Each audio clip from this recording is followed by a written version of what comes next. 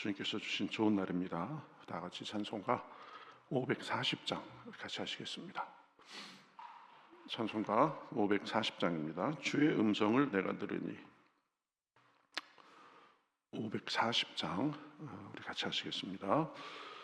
주의 음성을 내가 들으니 사랑한단 말일세. 믿는 마음으로 주께 가오니 나를 영접하소서. 내가 매일 십자가 앞에 더 가까이 가오니 구세주의 흘린 보배 피로써 나를 정케 하소서. 주여 넓으신 은혜 베푸사 나를 받아주시고 나의 품은 뜻 주의 뜻까지 되게 하여 주소서. 내가 매일 십자가 앞에 더 가까이 가오니 구세주의 흘린 보배 피로써 나를 정케 하소서. 주여 넓으신 때에 어찌하니 기쁠까. 주의 얼굴을 항상 배우니 더욱 친근합니다. 내가 매일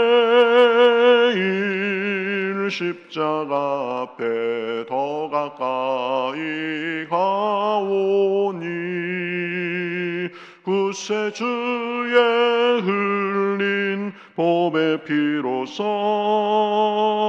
나를 정케 하소서. 우리 구주의 넓은 사랑을 증량할 자 없으며 주가 주시는 참된 기쁨도 헤아릴 수 없도다. 내가 매일 십자가 앞에 더 가까이 가오니 구세주의 흘린 보배 피로써 나를 정케 하소서.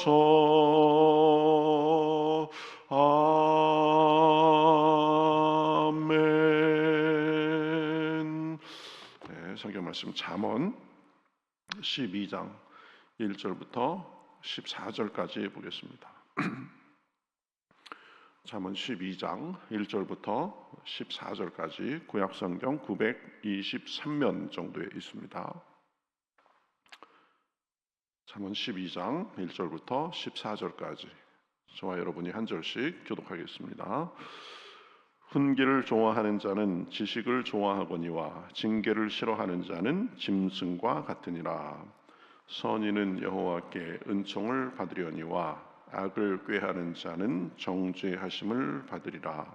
사람이 악으로서 굳게 서지 못하거니와 의인의 뿌리는 움직이지 아니하느니라. 어진 여인은 그 지압 위에 면류관이나 욕을 끼치는 여인은 그 지압 위에 뼈가 썩음 같게 하느니라. 의인의 생각은 정직하여도 악인의 도모는 속임이니라. 악인의 말은 사람을 엿보아 피를 흘리고자 하는 것이거니와 정직한 자의 입은 사람을 구원하느니라. 악인은 엎드러져서 소멸되려니와 의인의 집은 서 있으리라. 사람은 그 지혜대로 칭찬을 받으려니와 마음이 굽은 자는 멸시를 받으리라. 비천히 여김을 받을지라도 종을 부리는 자는 스스로 높은 채 하고도 음식이 핍절한 자보다 나으니라. 의인은 자기의 가축의 생명을 돌보나 악인의 긍휼은 잔인이니라. 자기의 토지를 경작하는 자는 먹을 것이 많거니와 방탕한 것을 따르는 자는 지혜가 없느니라. 악인은 불의의 이익을 탐하나 의인은 그 뿌리로 말미암아 결실하느니라. 악인은 입술의 허물로 말미암아 그 물에 걸려도 의인은 환난에서 벗어나느니라. 사람은 입의 열매로 말미암아 복록에 족하며 그 손이 행하는 대로 자기가 받느니라. 아멘. 예, 오늘도 보면 지혜의 여러 모습들을 나열하는 것을 볼 수 있습니다. 이 잠언은 보면 쭉 뭐 어떤 한 주제에 대해서 이야기 형식으로 쭉 이렇게 논리적으로 전개하는 내용들은 별로 없고, 보면은 여러 경구를 막 불규칙하게 이렇게 좀 갖다 모아놓은 듯한 그렇게 돼 있죠. 그래서 하나의 어떤 논리적인 연결선이나 그런 것을 찾기는 쉽지 않습니다. 그렇지만 계속해서 반복적으로 중요한 여러 주제들에 대해서 쭉 우리에게 심어줌으로써 잠언을 계속 읽다 보면은 이 중요한 우리 삶의 중요한 지혜가 되는 것들을 반복적으로 접하면서 우리가 거기에 젖어들도록 그렇게 하는 그런 형식으로 되어 있습니다. 그래서 오늘도 보면 여러 가지 내용을 말씀하고 있는 것을 보는데, 이 잠언을 보면서 계속 이 반복적으로 말씀되는 것들에 대해서 우리가 좀 제일 학습에 있어서 제일 중요한 게 반복이라고 하잖아요. 그러니까 계속 들어가면서 이 성경에서 중요하게 하는 삶의 가치가 이런 것이구나, 이런 것들을 우리가 좀 마음속에 심고 우리 몸에 체득이 됐으면 좋겠습니다. 첫 번째 얘기하는 것은 훈계에 대해서 얘기합니다. 훈계를 좋아하는 자는 지식을 좋아하거니와 징계를 싫어하는 자는 짐승과 같으니라. 이 귀에 듣기 싫은 말이라도 자기의 유익을 위해서 되진 말이라면 귀 기울여 들을 수 있어야 된다는 것입니다. 그래서 자기를 돌아보고 고칠 것을 고칠 줄 아는 사람, 그 사람이 이 지혜로운 사람이라는 거죠. 충고나 조언을 하면은 바로 받아치는 사람이 있습니다. 그러한 모습은 지혜롭지 못한 모습이죠. 오히려 좀 마음에는 써도 자기 자신을 돌아보고 바로잡는 계기로 삼아야 됩니다. 귀에 좋은 말만 들으면서 살면 발전이 있을 수 없습니다. 그러니 그러한 사람들은 징계를 싫어하는 짐승과 같다, 이렇게 말을 합니다. 이 사람과 짐승의 차이점이 뭐냐 생각해가면서 자기를 돌아볼 줄 안다는 것이 큰 차이점 중에 하나죠. 그러니 자꾸 자기를 돌아보고 부족한 점을 바로잡고 갈고 닦고, 그래야 성숙한 사람, 지혜로운 사람이 될 수 있는 것입니다. 늘 자기의 틀 속에서 한 발짝씩 더 이렇게 벗어나고 성장하기 위해서 노력해야 되는데, 그 과정에서는 보면 여러 충고와 조언, 이런 것들을 우리가 새겨 듣는 것도 필요하다는 거죠. 두 번째는 이 선악 간의 구분이 분명해야 된다는 것입니다. 좋은 게 좋은 거고, 이런 식으로 술에 술 탄 듯이 물에 물 탄 듯이 그렇게 살면 안 된다. 기준을 올바로 하고 살아야 된다. 이것에 대해서 가르쳐 줍니다. 2절에 보면 선인은 여호와께 은총을 받거니와 악을 꾀하는 자는 정죄하심을 받으리라. 3절에도 사람이 악으로서 굳게 서지 못하거니와 의인의 뿌리는 움직이지 아니하느니라. 7절에도 악인은 엎드러져서 소멸되려니와 의인의 집은 서 있으리라. 선과 악, 이거에 대해서 옳고 그름, 이 부분에 대해서 분명한 기준을 가지고 선하게 살아야 된다는 것입니다. 하나님은 선한 분이십니다. 선한 사람에게는 선한 것으로 갚아주고 악한 사람에게는 악한 것으로 갚아주시는 분이십니다. 그래야 이 땅에 공의가 살죠. 얼핏 보면 적당히 악하게 요령껏 사는 사람이 지혜롭고 사는 것 같아 보입니다. 그러나 그러한 삶은 하나님께서 결코 기뻐하시지 않는다라는 것을 알아야 됩니다. 하나님께서 징계하신다고 합니다. 굳게 서지 못한다고 합니다. 엎드러져서 소멸될 것이다 라고 합니다. 그러나 선인은 여호와께 은총을 받고 그의 뿌리가 든든하고 삶이 굳건하다라고 말을 합니다. 그러니 이 선악간의 기준을 분명히 세우고 선을 따라 살아야 됩니다. 악과 싸우며 살아야 됩니다. 선을 적극적으로 퍼뜨리며 살아야 됩니다. 내 개인의 삶의 모습이 그래야 되고 내 주변에 악한 모습을 그저 적당히 눈 감으면 안 되고 우리 공동체가 선한 모습이 더 나아질 수 있도록 그런 자세를 가지고 살아야 되는 것입니다. 그 다음에 어진 삶에 대해서 말합니다. 4절에 보면 어진 여인은 그 지압 위에 멸류관이나 욕을 끼치는 여인은 그 지압 위에 뼈가 썩음 같게 하느니라 이렇게 말하죠. 어진 것이 무엇이냐 사전 찾아보니까 너그럽고 슬기롭고 덕스러운 것을 말합니다. 우리의 마음을 이 너그럽고 덕스럽고 이 슬기롭고 그렇게 그것을 바라보면서 갖고 가야 된다는 것입니다. 어진 여인이라고 했는데 이 어진 마음의 태도는 여인에게만 해당되는 게 아니죠. 남자도 마찬가지입니다. 사람은 모름지기 이런 어진 마음을 가지고 살아야 된다는 것입니다. 너그럽고 덕스럽고 지혜로운 삶이 되기 위해서 노력해야 됩니다. 그것이 믿는 사람의 모습입니다. 늘 우리의 마음과 우리의 생각과 우리의 태도를 하나님이라는 거울에 비춰보면서 우리를 늘 바로 잡아가야 되는 것입니다.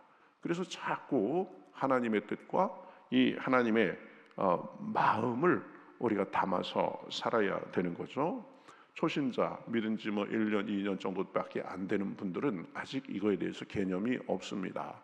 이 영적으로 보면 어린아이와 같죠. 그런데 믿은 지 5년, 10년, 20년 되는데도 이런 부분에 개념이 없으면 이 신앙생활 잘못한 겁니다.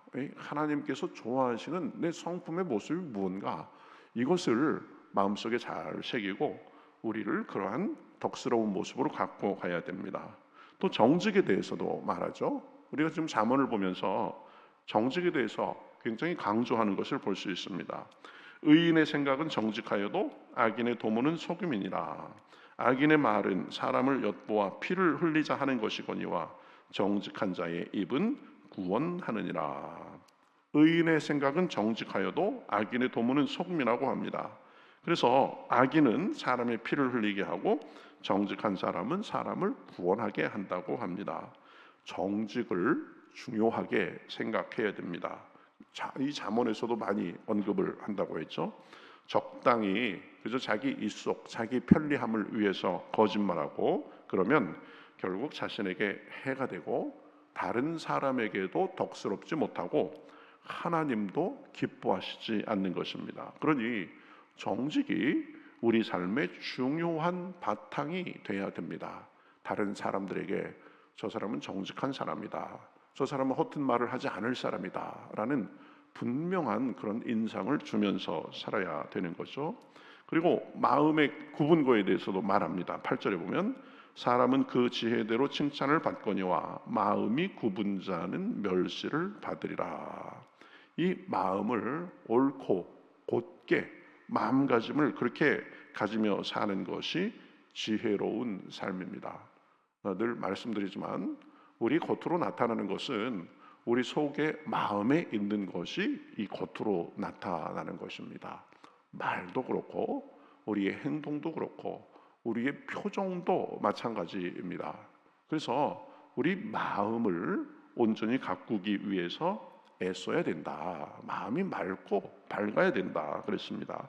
마음이 비뚤어지고 배배 꼬여 있으면 그것이 그 사람의 어딘가에 나타나는 것입니다. 그러니 이 겉모습을 치장하기에 노력하는 것보다 마음을 옳고 바르고 맑고 밝게 가꾸기 위해서 노력해야 됩니다.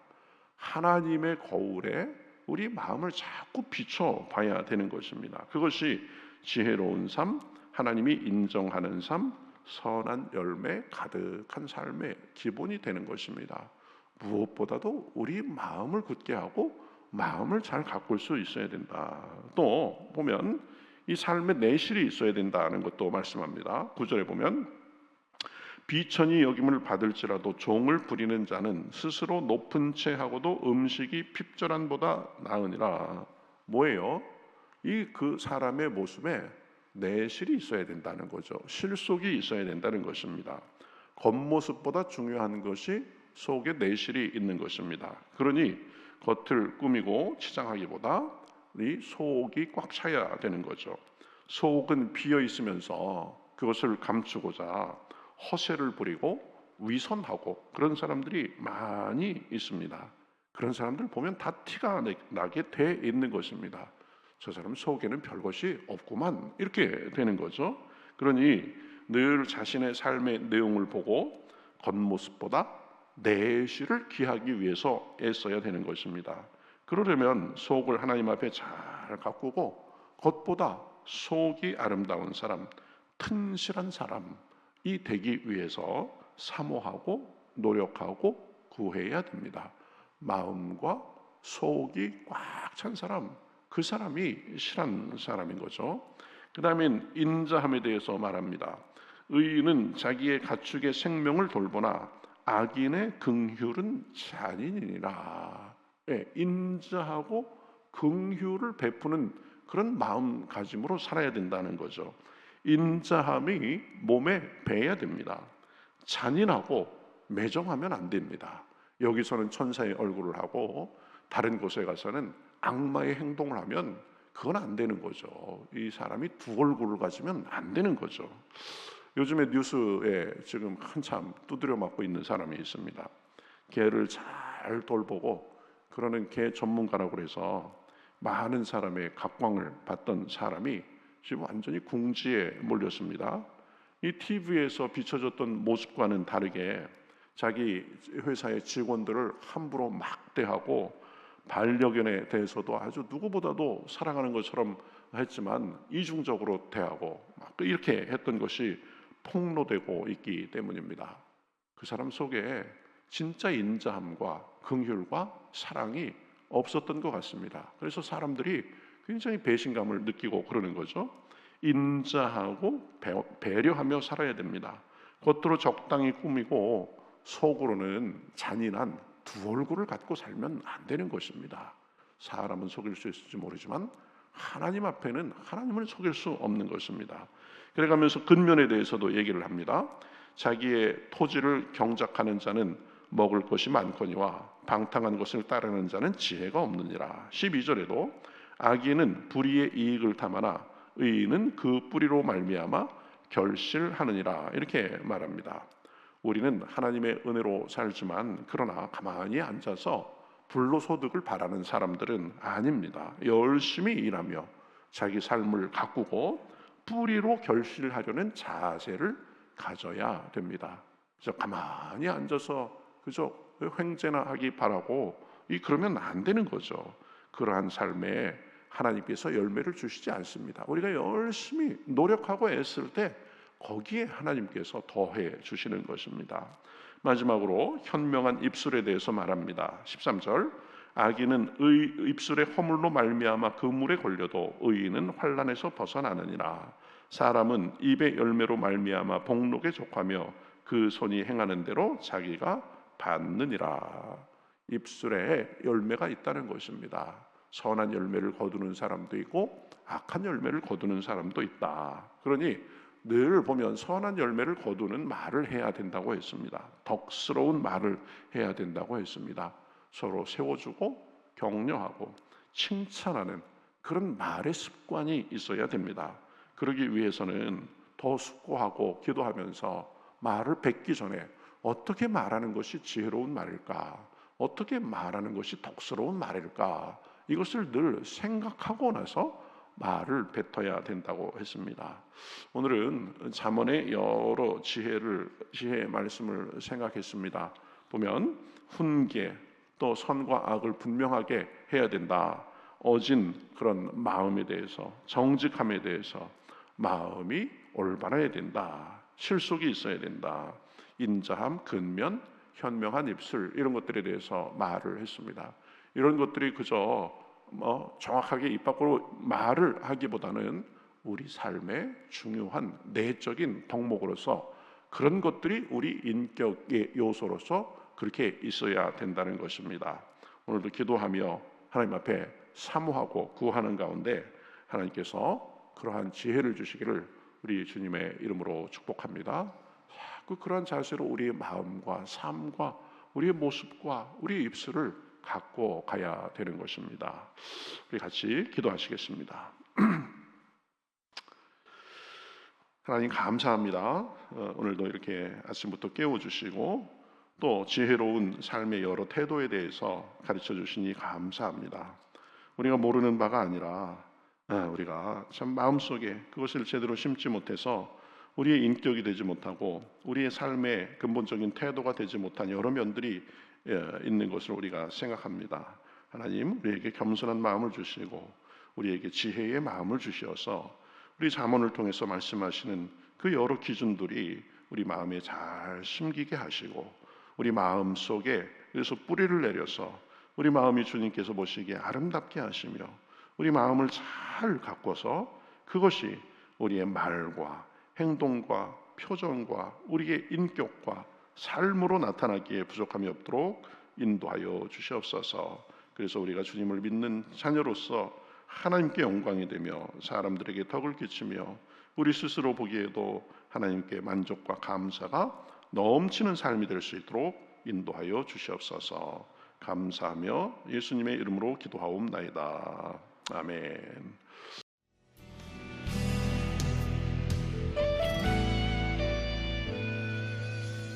주님 말씀하시면 내가 나가리다.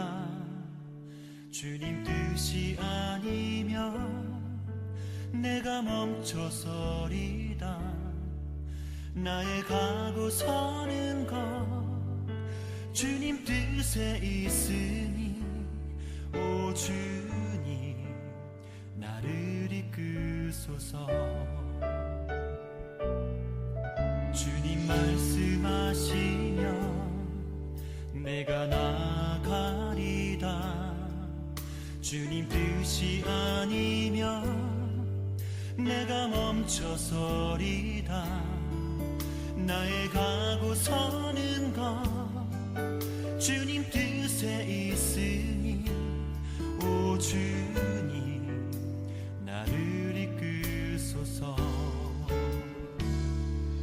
뜻하신 그곳에 나 있기 원합니다. 이끄시는 대로 순종하며 살리니 연약한 내 영혼 통하여 일하소서. 주님 나라와 그 뜻을 위하여 뜻하신 그곳에 나 있기 원합니다. 이끄시는 대로 순종하며 살리니 연약한 내 영혼 통하여 일하소서. 주님 나라와 그 뜻을 위하여 오 주님 나를 이끄소서.